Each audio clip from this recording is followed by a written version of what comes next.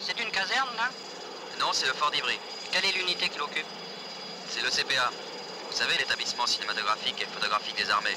Ah, vous faites aussi du cinéma dans l'armée? Oui. Oui, l'armée française fait également du cinéma. Témoin de son temps, elle a commencé ses premières prises de vue en 1915 et n'a jamais cessé de tourner depuis. Coupé. C'est bon pour le jeu. Pour l'image, qu'est-ce que ça donne? C'est bon. Et pour le son? Elle est bonne pour moi. On va passer au plan 29, c'est le plan travelling sur le radio. D'accord. Moitié civil, moitié militaire, le personnel de l'établissement a pu compter sur l'aide des jeunes appelés de l'époque pour réaliser toutes sortes de productions audiovisuelles. Une façon de faire son service militaire, pas comme les autres. Caméra 29 4e. C'était tout à fait une opportunité, c'était un privilège dont j'ai tout à fait profité. Mais c'était pas un statut de planqué non plus. On travaillait vraiment. J'ai beaucoup travaillé pendant mon service militaire. Parmi les appelés, quelques illustres professionnels du cinéma ont fait leurs premières armes à l'établissement avant de devenir réalisateurs. C'est ainsi que Gérard Pires, Bernard Stora, Laurent Heinemann et Luc Béraud ont débuté. Je viens au Fort d'Ivry après avoir fait mes classes à Montluçon. J'arrive donc ici à Ivry fin octobre 68. J'avais fait l'IDEC, donc l'école de cinéma de l'époque, qui a été remplacée aujourd'hui par la FEMIS. Donc on avait le droit de demander une affectation spéciale. Plus de 50 ans après, les 4 réalisateurs franchissent à nouveau les portes du Fort d'Ivry et se souviennent du contexte dans lequel ils sont arrivés ici la première fois. Alors le contexte aussi, il faut bien voir qu'on est dans une période où la plupart des gens de mon âge se débrouillent pour être réformés. Il n'y a pas un enthousiasme pour le service militaire, c'est quand même 1 an de sa vie qu'on met à la disposition de l'État. Et donc c'est dans ce cadre-là que j'ai eu envie de venir faire mon service ici plutôt qu'ailleurs. J'ai passé un test pour entrer aux établissements cinématographiques et photographiques des armées. Il est entraîné par le débiteur. Un test qui leur a permis d'intégrer le Fort d'Ivry après 2 mois de classe passés à Montluçon ou bien à Châteauroux. Et après on passait 2 mois ici à nettoyer le fort, à l'entretenir. Et puis après, quand on faisait ces 2 mois de nettoyage, on partait en production, comme on disait. Ça va pour le son? Pour l'image?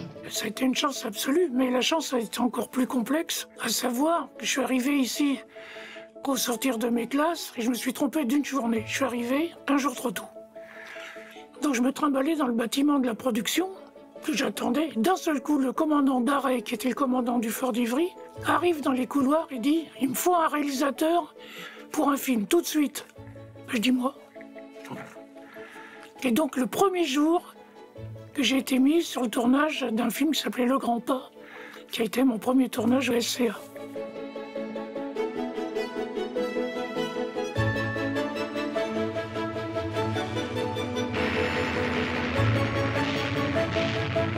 Alors j'avais un conseiller technique qui m'aidait à ne pas dire de bêtises. Et je disais, bon, il faut...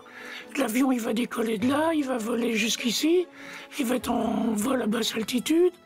Enfin, on déterminait les plans à faire. Je faisais un découpage qui, normalement, était accepté puisqu'il était contrôlé par un conseiller technique.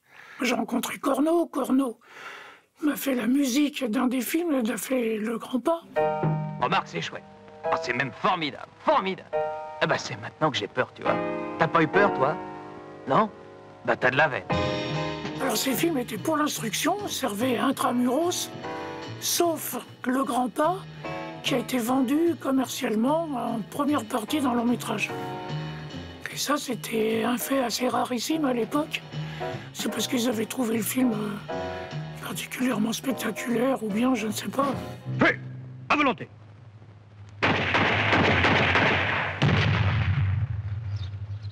Moi, j'ai fait 2 films complètement. Le premier, c'est un film dont j'ai repris la réalisation, qui avait commencé mon ami Claude Miller. Et j'ai poursuivi le tournage du film et ensuite monté et assuré la post-production de ce film.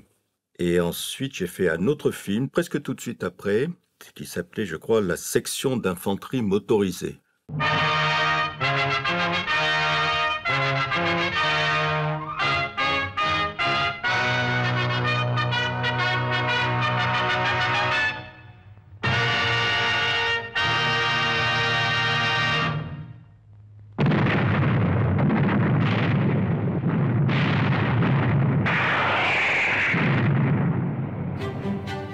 Les équipes de tournage étaient constituées à la fois des appelés et des militaires de carrière.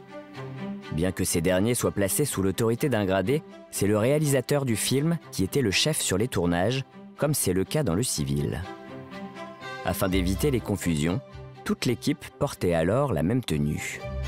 Justement pour résoudre le problème des grades et de l'autorité, on portait tous, civils et militaires, quel que soit le grade, une même combinaison de mécaniciens, bleu pétrole, je me souviens. Alors cette tenue bleue, c'était en fait une combinaison qui était bleu argenté. On avait une petite casquette un peu américaine comme ça, avec des poches. Cette combinaison nous donnait une autorité pour pouvoir abolir la hiérarchie proprement militaire qu'il y avait sur les tournages. Plus de grade, mais on n'avait pas intérêt à retirer la combinaison parce qu'on devenait des soldats normaux, quoi. Et donc, il n'y avait pas de grade, il n'y avait pas de choses apparentes. On formait une équipe de cinéma, somme toute. Des équipes privilégiées, car tous les appelés du SCA ne pouvaient pas être sur les tournages. J'espérais qu'on allait tourner, que j'allais faire partie d'équipes de tournage et tout ça. Et puis donc, déception, contrairement à ce que j'espérais, je suis affecté à la distribution. Je crois que l'élite faisait les tournages et nous, on était des gratte-papier. Et j'aurais aimé qu'on m'apprenne à taper à la machine, ça m'aurait fait gagner du temps. Mais même pas, il n'y avait aucune formation, mais il fallait taper à 2 doigts, c'était des bordereaux. Après, il fallait faire les paquets pour envoyer les films dans les casernes. On allait les chercher, il y avait des rayonnages et on allait chercher les copies. Et si les gens demandaient des copies qu'on n'avait pas, on prenait des rendez-vous. Êtes-vous prêts? Quand vous voudrez. Pour les autres, plus chanceux, ils profitaient d'un arsenal matériel conséquent. Attention cabine, envoyez. Il y avait beaucoup de caméras, donc quand je dis on avait 11 caméras pour faire un plan, bien sûr, ça paraît incroyable, alors qu'on mendie encore une deuxième caméra quand on fait des films. Mais là, il y en avait le double au sport, quoi. Il y avait beaucoup de matériel en très bon état parce qu'il était entretenu en dehors des tournages. Il retournait à l'atelier, il était inspecté, donc tout marchait bien. Et donc, on avait des très gros moyens. Moi, j'estime que ça s'appelle comme ça, des gros moyens. C'était pas si facile quand même de diriger un film. Vous voyez, il y avait de gros moyens. On ne disposait pas un film courant dans le civil, si je puis dire. Alors je crois, d'ailleurs, Pires vous le racontera mieux que moi, ils ont fait des trucs extraordinaires que Gérard a continué à faire aussi, même quand il était réalisateur. C'est un casse-cou, Gérard. Ah, j'ai tout appris ici. J'ai tout appris à cause des moyens. Chaque fois, quand je demandais quelque chose, il n'y avait pas de difficulté à l'avoir. Et donc j'ai appris la technique du cinéma. Alors je dis pas que ça m'a appris à faire des bons films par la suite, mais j'ai appris la technique du cinéma. Invités au Fort d'Ivry, les 4 réalisateurs sont revenus fouiller dans les souvenirs de leur service militaire 60 ans après. Ils ont pu constater l'évolution de l'établissement et des métiers qui ne cessent de se réinventer au fil des ans, mais sans jamais perdre sa vocation première, la passion de l'audiovisuel. Ce que je garde, c'est que tout a totalement changé. Les buts, les moyens, les équipes. Mais ce que j'ai remarqué, c'est la dédication de tous les personnels qui sont à fond dans ce qu'ils font. C'est une qualité majeure pour moi. Ce matin, en visitant le fort, on en parlait avec Bernard Sora, on a retrouvé cet enthousiasme. Et c'est un enthousiasme même pour ce métier-là, quoi. Alors qu'on le fasse à la télé, au cinéma, dans des grosses productions ou à l'armée, c'est toujours ce même métier qu'on fait. Il faut être à fond tout le temps dans ce métier-là. Mais c'est la jeunesse et on garde forcément un bon souvenir et qu'on se raconte les conneries, toutes les bêtises qu'on a pu faire. Des souvenirs de jeunesse, témoins d'une époque qui s'inscrit dans le patrimoine de la grande histoire de l'ECPAD.